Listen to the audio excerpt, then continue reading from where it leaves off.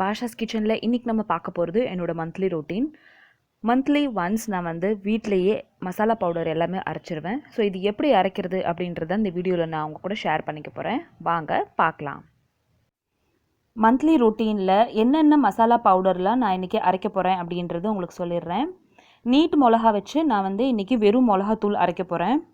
அதே மாதிரி என்னோடய சப்ஸ்கிரைபர் ஒருத்தவங்க ப்ரீத்தான்னு ஒருத்தவங்க கலந்து தூள் கம்மியான ரேஷியோவில் எப்படி அரைக்கிறது அப்படின்னு கேட்டிருந்தாங்க. அவங்களுக்காக கலந்து தூள் கொஞ்சமாக எப்படி அரைக்கிறது அப்படின்றதையும் இந்த வீடியோவில் நான் உங்கள் கூட ஷேர் பண்ணியிருக்கேன். அதே மாதிரி ஜீரக பொடி, தனியா பொடி, அப்புறம் பெப்பர் பொடி, இது எல்லாமே எப்படி நம்ம அரைக்கணும் அப்படின்றது இந்த வீடியோவில் நம்ம பார்க்க போகிறோம்.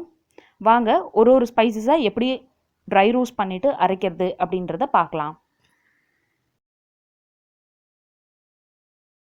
ஃபஸ்ட்டு வெறும் மிளகாத்தூள் அரைச்சிக்கலாம். வெறும் மிளகாத்தூள் அரைக்கிறதுக்கு நீங்கள் எந்த காஞ்ச மிளகானாலும் எடுத்துக்கலாம். நான் இங்கே நீட் மிளகா எடுத்திருக்கேன். ஒரு பேனில் இந்த மிளகாயை சேர்த்துட்டு இது நம்ம ட்ரை ரோஸ்ட் பண்ண போகிறோம். ஒரு 4லேருந்து 5 நிமிஷம் இது ட்ரை ரோஸ்ட் பண்ணுங்கள். ஃப்ளேம் மீடியமில் வச்சுக்கோங்க.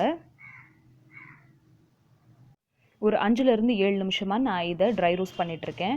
நல்லா இது இப்போ கிறிஸ்பி ஆயிடுச்சு. நல்லா சத்தம் சேஞ்ச் ஆகிருக்கு. இப்போ நம்ம இதை எடுத்து வச்சிடலாம்.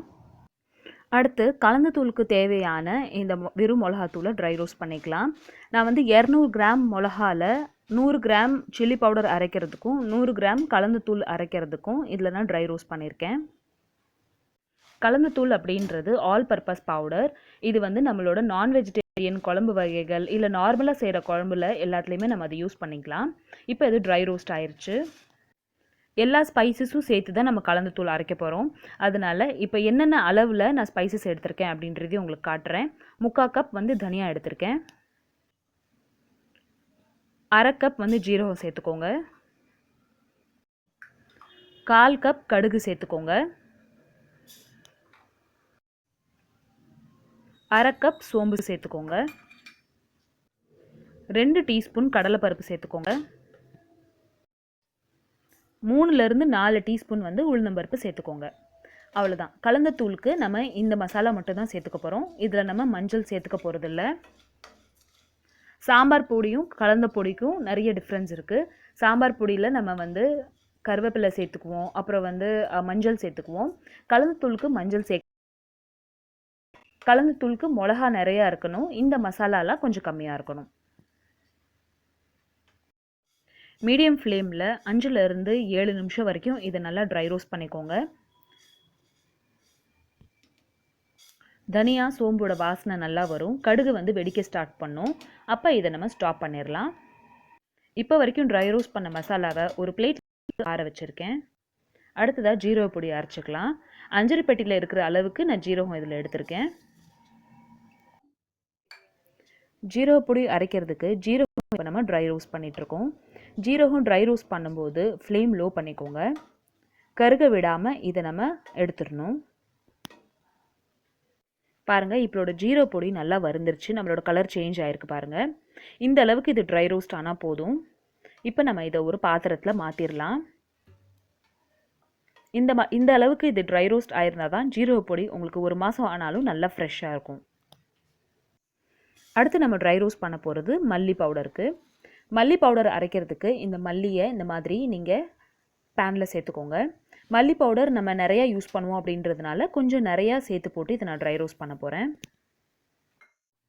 மல்லி பவுடரு நீங்கள் மீடியம்லேருந்து ஹை ஃப்ளேமில் இந்த மாதிரி ட்ரை ரோஸ்ட் பண்ணலாம். ஆனால் அதை கண்டினியூஸாக இந்த மாதிரி கிளறி விட்டுட்டே இருங்க. ஜீரக பவுடரும் மல்லி பவுடரும் ஒரே மாதிரி தான் நீங்கள் அரைக்கணும். ரொம்ப கருக விடக்கூடாது. அதே மாதிரி ரொம்ப சீக்கிரமும் எடுத்துடக்கூடாது. டார்க் ப்ரௌன் கலர் ஆகும்போது நீங்கள் அதை எடுத்துடணும். பாருங்கள், இந்த அளவுக்கு ப்ரௌன் ஆயிடணும் மல்லி நம்மளுக்கு. இப்போ நம்மளோட மல்லி நல்லா ட்ரை ரோஸ்ட் ஆயிடுச்சு. நல்ல வாசனை வருது. இதை நம்ம ஒரு பாத்திரத்தில் மாற்றிடலாம்.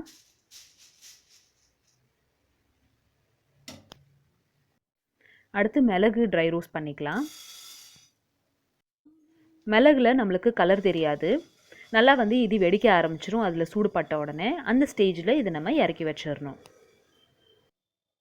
இதுவும் ரெடி ஆயிடுச்சு. இதை நான் ஒரு பாத்திரத்தில் மாற்றிடுறேன். இப்போ நம்ம இந்த மசாலாவை ஆற வச்சிடலாம். 1 மணி நேரத்துலேருந்து 2 மணி நேரத்துக்கு இந்த மசாலா எல்லாம் ஃபேன் போடாமல் ஆற வச்சுக்கோங்க. மிக்சியில் நம்ம இது எல்லாத்தையும் சூடாக அரைச்சோம் அப்படின்னா நம்ம மிக்சி சீக்கிரமாக சூடாயிரும், மசாலா சரியாக அரையாது. அதனால் ஒரு மணி நேரத்துலேருந்து 2 மணி நேரத்துக்கு இதை நான் அப்படியே விட்டுடுறேன். இந்த எல்லா மசாலாவையும் எப்படி அரைக்கணும் அப்படின்றது என்னோடய மந்த்லி ரொட்டீன் பார்ட் 2 வீடியோவில் நான் உங்களுக்காக போஸ்ட் பண்ணுறேன். இந்த மந்த்லி ரொட்டீன் பார்ட் 1 வீடியோ உங்களுக்கு பிடிச்சிருந்துச்சுன்னா இதுக்கு ஒரு லைக் கொடுங்க.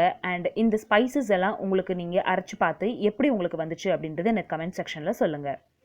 என்னோட சேனலை ஃபர்ஸ்ட் டைம் பார்க்குறீங்கன்னா கண்டிப்பாக சப்ஸ்கிரைப் பண்ணுங்கள். தேங்க்யூ ஸோ மச் ஃபார் வாட்சிங்.